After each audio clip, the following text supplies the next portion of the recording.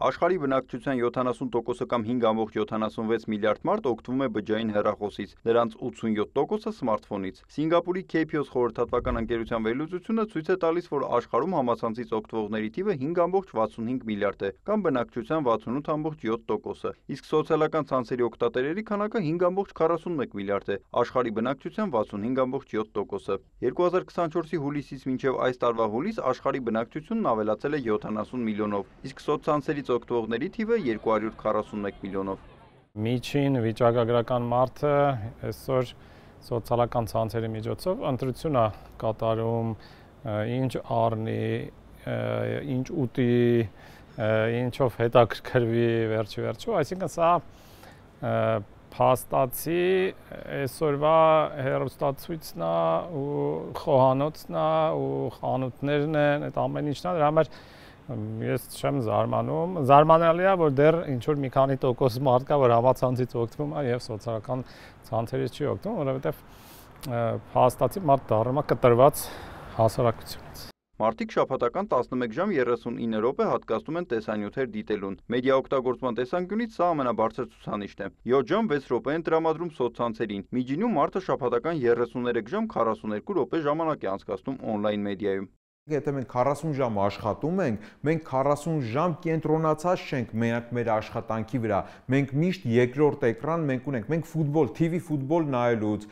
հեռուստաեթեր նայելուց, ինչ ուզում անենք։ Մենք գնացել ենք Ջենիֆեր Լոպեսի համերգին, հեռախոսը մեր ձեռքից անպակաս է եւ հեռախոսով ակտիվ ժամանակ է, վիդեո ենք նկարում, սթորի ենք անում, ռիլ ենք անում, այսինքն մենք միաժամանակ 2-3 կոմունիկացիա ենք անում, 2-3 հաղորդակցություն ենք անում։ Այդ պատճառով ստացվում է, որ մենք փաստացի 40 ժամ ապրելու փոխարեն ապրում ենք 80 ժամ։ 40 ժամը այն ժամը, որը որ մենք ապրում ենք մեր աշխատավայրում, եւ 40 ժամ, որը որ մենք մեր երկրորդ էկրանում ենք, հեռախոսի մեջ ենք։ Ամենաշատ այցելվող կայքը Google-ն է, ամսական այցելությունների քանակը 83 միլիարդ, հաջորդում է YouTube-ը 29,4 միլիարդով, երրորդը Facebook-ն է 11,8 միլիարդ։ Ընդհանուր այցելությունների 19,5%-ը բաժին է ընկնում Google-ին, 6,9%-ը YouTube-ին, 2,8%-ը Facebook-ին, հաջորդում են Instagram-ն ու ChatGPT-ն։ Երբ որ Google եք նայում, դա էլ Google-ի արհեստական բանականությունն էլ կա մեջը, խառնված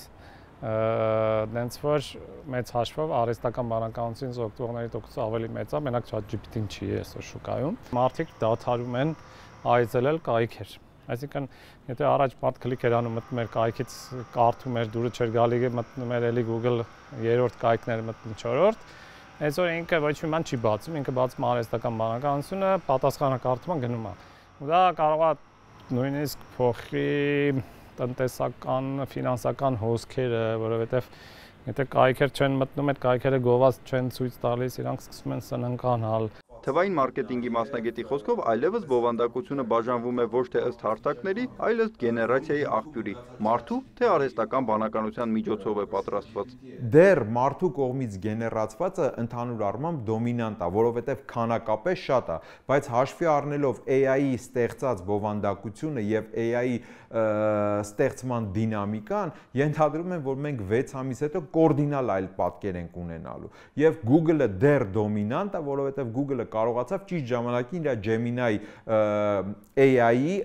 ավելացնելը, որոնման մեջ ավելացնի, բայց նաև OpenAI կամ ChatGPT 5-րդ տեղ բարձրանալը եւ ինքը իր տեղը տենց գրավելա օրինակ մեսենջերների հաշվին, օրինակ WhatsApp-ի հաշվին, WhatsApp-ն է իջել ներքև։ Սա նշանակում է, որ մարդիկ միմյանց հետ կոմունիկացվելու փոխարեն սկսում են արհեստական բանականության հետ շփվել։ Մարդիկ այլևս իրանց ընկերներին հարց չեն տալիս։ Այդ նշանակում է, որ մենք 5 տարի հետո ընդհանուր գլոբալ վարք ենք փոխելու։ Մարդիկ ինքնամփոփ են դառնալու եւ իրենք շփվելու են մենակ AI-ի հետ։ Հայաստանը վարքագծային առումով որոշակիորեն տարբերվում է։ Ըստ Արտակ Հարությունյանի, օրինակ ԱՄՆ-ում եւ Եվրոպայում Instagram-ը մարքեթինգի առաջխաղացման հարթակ է, իսկ Հայաստանում հիմնականում օգտագործում են լուսանկարներ տեղադրելու համար։ Եթե ողջ աշխարհում Facebook-ը top առաջին, սենց ասած, market platform-ն է, որտեղ որ բոլորը ապրանք եւ ծառայություններ են գնում եւ վաճառում, Facebook-ը Հայաստանում top առաջին քաղաքական հարթակն է։ Այսինքն, ստեղ ըստ էության վարքագծային մոդելի տարբերության մասին է խոսքը։ Հայաստանում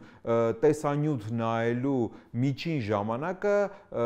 երևի տոկոսներով ավելի բարձր է համաշխարհային ցուցանիշից, որտեղ Հայաստանում ինտերնետը շատ ավելի բարձր է։ Համացանցից օգտվողների ամենաբարձր ցուցանիշը Հյուսիսային Եվրոպայում է, բնակչության 97.7%, ամենացածրը Արևելյան Աֆրիկայում 25.9%։ Նիկոլայ Ավետիսյան, Դավիթ Մաչկալյան, լուրեր։